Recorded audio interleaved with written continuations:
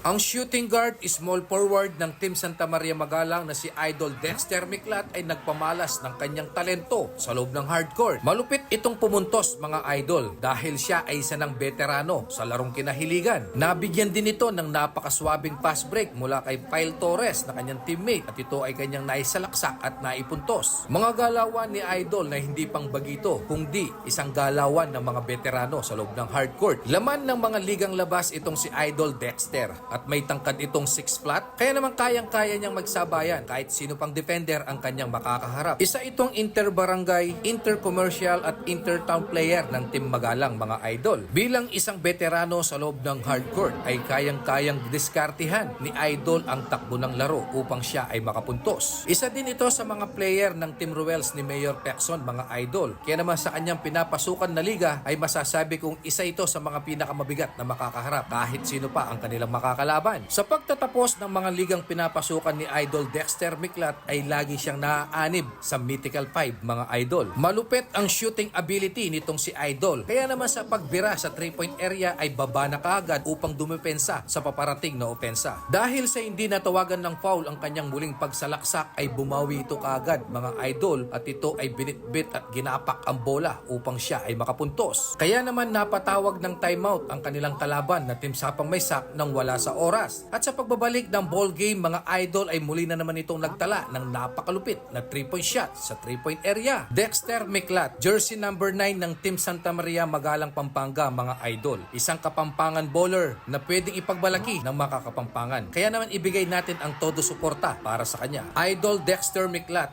luwid ka.